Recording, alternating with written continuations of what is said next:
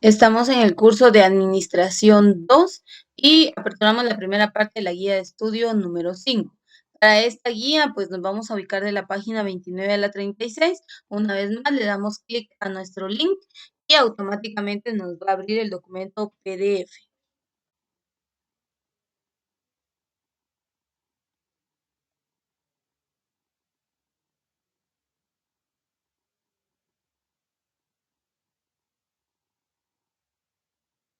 Ahora, algo que hay que resaltar es lo siguiente, habían dudas respecto a la numeración de las páginas. Mencioné ahí que de la página 29 en adelante vamos a estar trabajando. Entonces, usted va a ver al pie de la página, de cada una de las páginas, la numeración. Por favor, no se deje guiar de esta numeración, sino de la que aparece en la página. Entonces, ahorita les voy a explicar para que ustedes la puedan visualizar.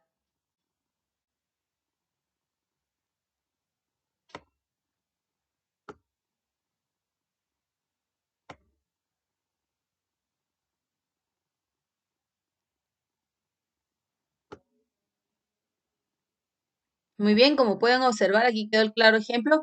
A esta numeración me refiero yo, no a la numeración que aparece acá, porque si se dan cuenta, la numeración cambia en sí del PDF, entonces se van a ubicar en la numeración al pie de cada una de las páginas. Entonces, nos vamos a ubicar en la página número 29, aunque si bien recuerdan, pues estuvimos hablando en la clase pasada, estuvimos hablando de los riesgos generados en el área de trabajo, los accidentes que se pueden dar por las malas condiciones en cuanto a la infraestructura, a la maquinaria, al equipo en sí del área de trabajo. Entonces hablamos de los riesgos generados por el ambiente de trabajo, las diversas caídas, caídas al mismo nivel, caídas a distintos niveles, cuáles son los factores o elementos que generan ese tipo de caídas, acciones inseguras por sí mismas, hablamos a veces correr, ingestar algunos alimentos o realizar acciones personales o propias pueden ocasionar accidentes, caídas o golpes a distinto nivel. También hablamos de los factores que se pueden presentar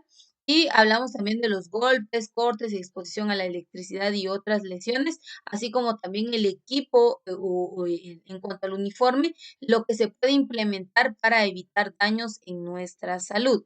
Entonces, el día de hoy, pues como les dije, nos vamos a ubicar en la página número 29 y la página número 29, que es esta, nos empieza a hablar de las herramientas eléctricas manuales y los riesgos.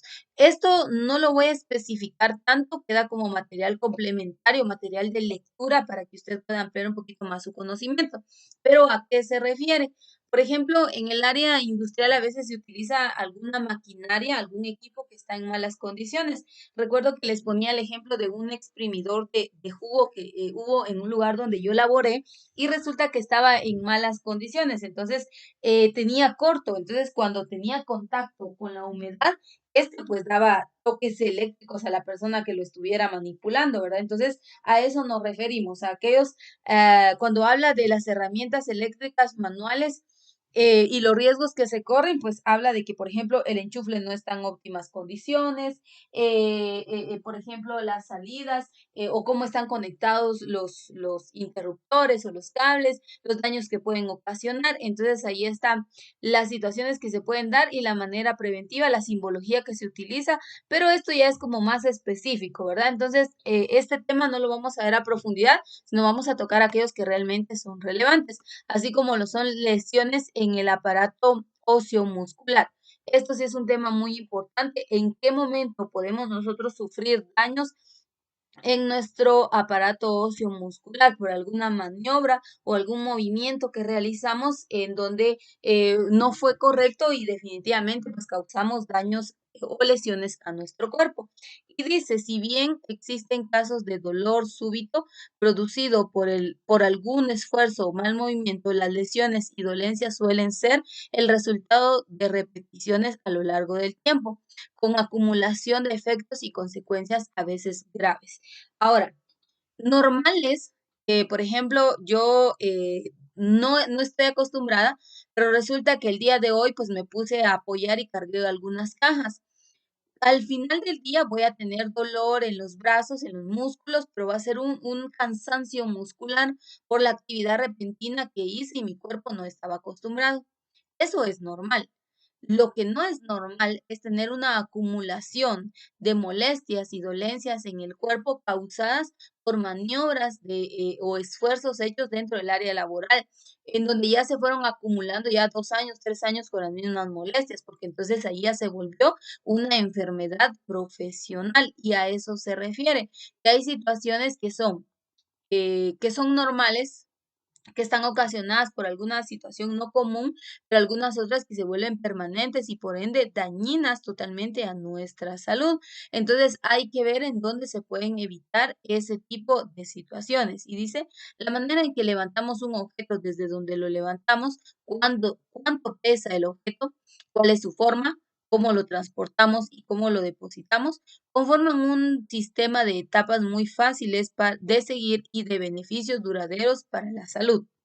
¿Qué riesgos se presentan en este sentido? Primero, objetos muy pesados para nuestra capacidad que necesitan ser levantados o transportados. Levantar o transportar objetos con nuestro cuerpo en mala posición. Mover, desplazar, girar objetos pesados. Y esto, la normativa de seguridad dice que deben haber montacargas para transportar algún producto, algún equipo que sea de mucho peso y que obviamente pueda generar daños en la salud del trabajador.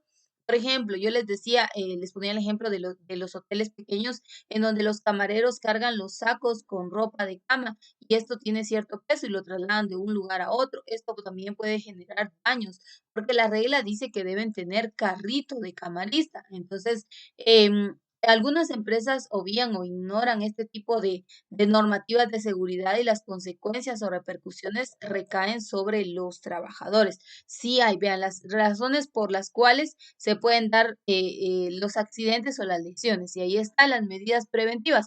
La imagen nos indica la forma correcta de cargar un peso al momento de este ser transportado, cómo debemos nosotros de movilizar el mismo. Y dice, no realizar esfuerzos con movimiento de rotación o torsión de la columna.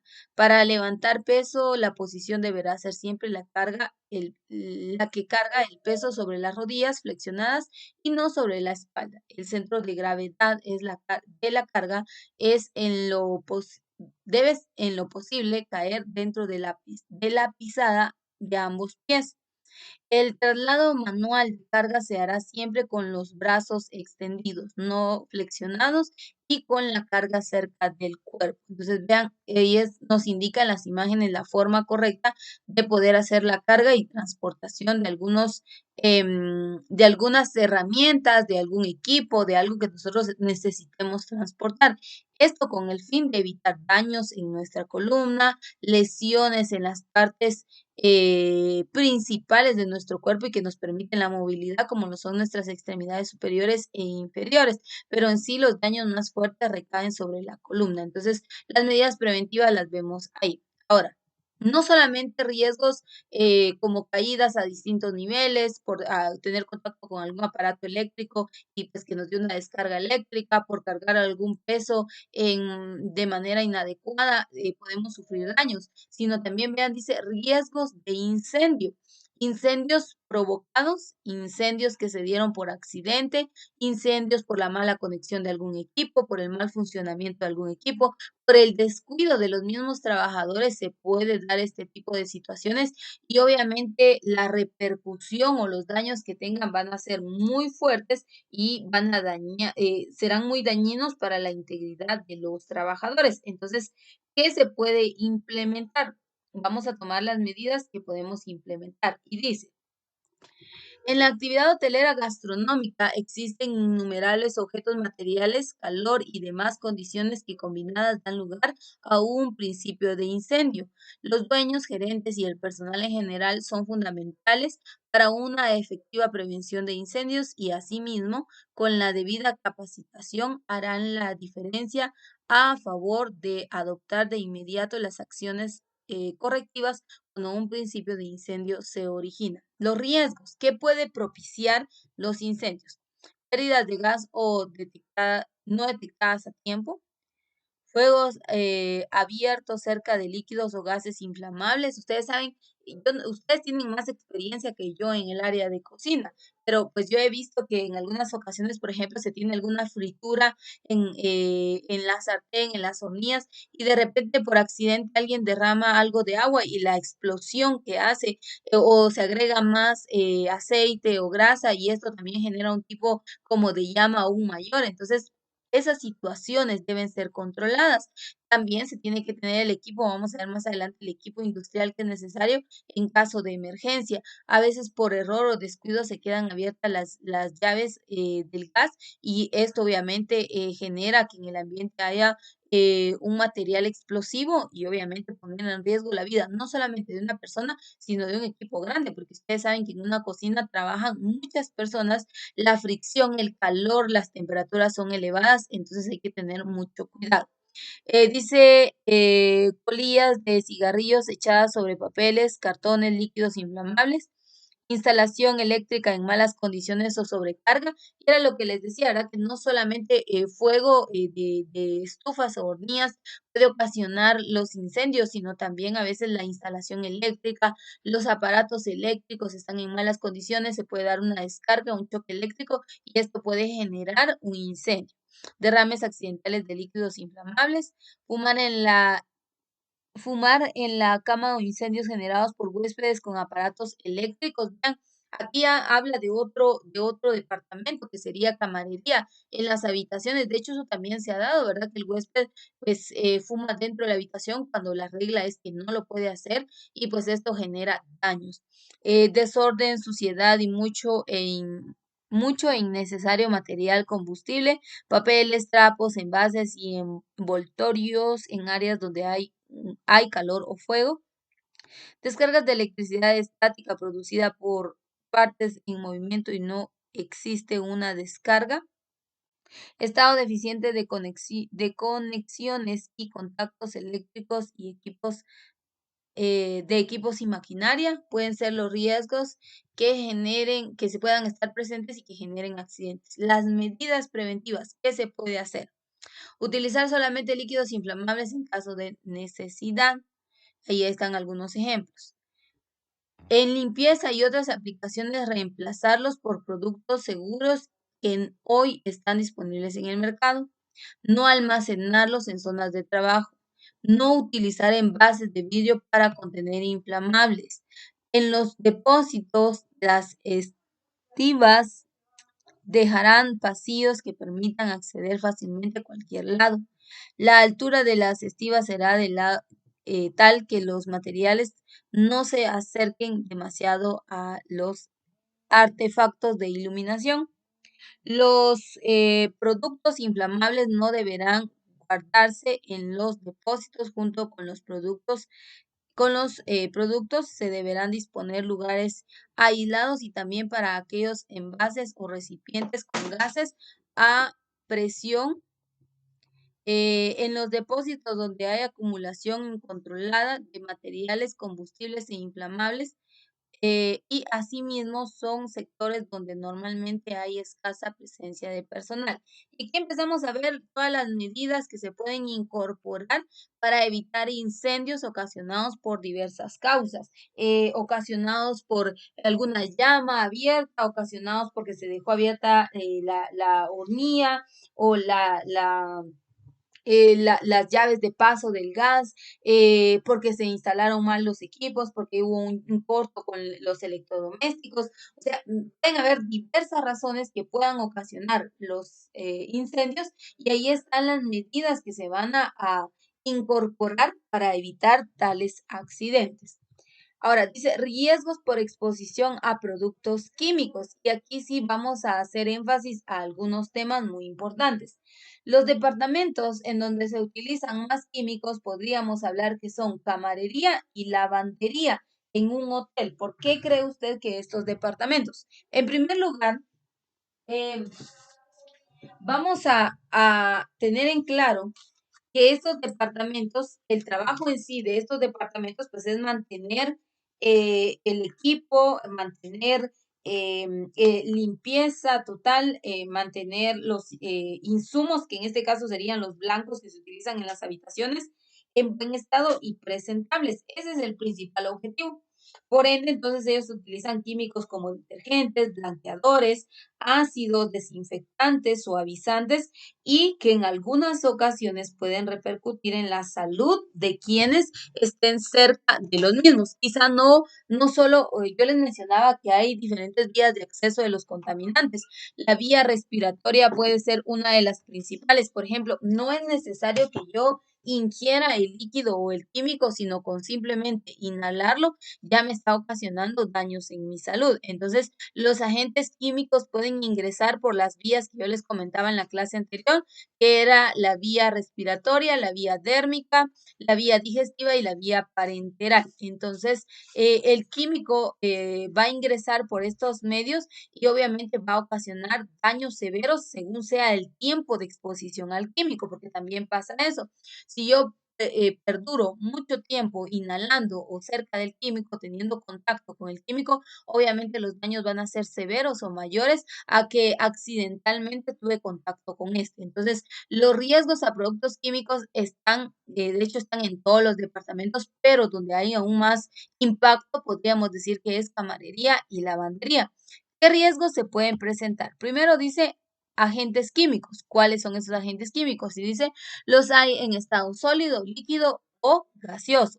Los así llamados agentes químicos pueden afectar al el organismo ingresando a él por diversas vías, respiratoria, oral, a través de la piel, por heridas o por los ojos, que era lo que yo les comentaba. Detergentes, amoníaco, cloro, productos usados en lavandería, desengrasantes, ácidos, cáustica, sustancias abrillantadoras, insecticidas y bactericidas. ¿Se dan cuenta? Entonces, podríamos hablar de camarería, lavandería, en mantenimiento, en donde hay exposición a productos químicos. La norma de seguridad industrial entonces nos dice que si se presenta algún tipo de químico, de hecho, pues ustedes han visto que la mayoría de químicos pues vienen en un envase sellado, identificado y tienen un nombre, un logo, los daños o repercusiones que puede ocasionar. Pero a veces, por ejemplo, cuando se compra a granel o a enormes cantidades el producto químico, lo que hacen los hoteles es comprar plásticos sin logo, sin marca y solo rellenar. Eso no está mal, pero la normativa de seguridad dice que tienen que identificar con el nombre todos los envases o botellas que tengan químicos deben estar identificados para que la persona que los manipule sepa qué tipo de producto está utilizando y que esto pues no pueda ocasionar daños. Por ejemplo, un error grande es que en una botella de gaseosa o de agua pura se vierta algún químico y por error algún trabajador lo ingiera. Se han dado esos accidentes, no es algo nuevo, se han presentado. Entonces, el punto es conocer ese tipo de accidentes que se pueden presentar y cuáles serán las medidas preventivas. Aquí vemos algunas de ellas. ¿Qué se puede implementar cuando hay aparición de químicos? Dice utilizar solamente productos de origen serio y cuyo proveedor acompañe las instrucciones de uso seguro y demás de las hojas de seguridad. Conservar las instrucciones del uso en buen estado. Es conveniente transcribirlas y mantenerlas reunidas aparte. Todos los envases deberán estar rotulados por el fabricante en castellano y a la vista. No hacer experimentos con sustancias sin una sólida base de conocimiento. Desechar los envases vacíos o no usarlos para otros productos, impedir toda aproximación de los agentes químicos con los alimentos, no proyectar aerosoles sobre llamas o puntos muy calientes, pues su propelente suele ser un gas inflamable, proteger la piel, sean manos, rostro entre otros, y los ojos del contacto directo en las sustancias químicas que no sean expresamente inocuas, usar guantes adecuados, protección a la vista, el rostro, siempre que se pueda sustituir productos por otros menos riesgosos. Entonces, ahí están las medidas preventivas ¿Qué se puede hacer entonces para evitar accidentes, para evitar lesiones y específicamente por la manipulación de químicos en donde el daño va a ser muy fuerte? De hecho, yo no sé usted, pero con tan solo inhalar, qué sé yo, un esmalte de uñas que se han hecho pruebas y no debe ser dañino para el humano, pues aún así genera cierta alergia, cierta molestia. Ahora imagine tener el contacto con un químico muy fuerte, definitivamente pueden haber repercusiones en nuestra salud. Pero aquí vemos las medidas preventivas. Vieron, yo les mencionaba que todos los plásticos o botellas que se utilicen para verter algún tipo de químico deben estar identificadas, pero pasa también que se cometen los errores de que, por ejemplo, la botella tiene el nombre, marca de cierto producto, pero el contenido es distinto. Entonces, allí también ponemos en riesgo la salud de nuestros compañeros, la salud propia. Debemos cuidar estos puntos pues para no caer en estas situaciones y por ende pues generar daños en nuestra salud. Así que nos vamos a quedar hasta acá en la primera parte que corresponde a la guía de estudio número 5. En la siguiente clase pues vamos a complementar nuestro contenido y vamos a pasar a la segunda parte. Como ustedes pudieron observar, acá aparece en la guía, en el encabezado, nos aparecen algunos links que nosotros podemos apreciar esto con el afán de complementar a través de videos las normativas de seguridad industrial. Entonces, lo que usted va a hacer, pues es de igual manera, esto ya no lo voy a grabar, solo le dejo el link para que usted ingrese a los mismos y pues pueda observar algunos videos como complemento. Y para los jóvenes que están en línea, pues serán los videos que vamos a ver a continuación. Así que con esto cerramos la clase del día de hoy, la parte teórica del curso de administración.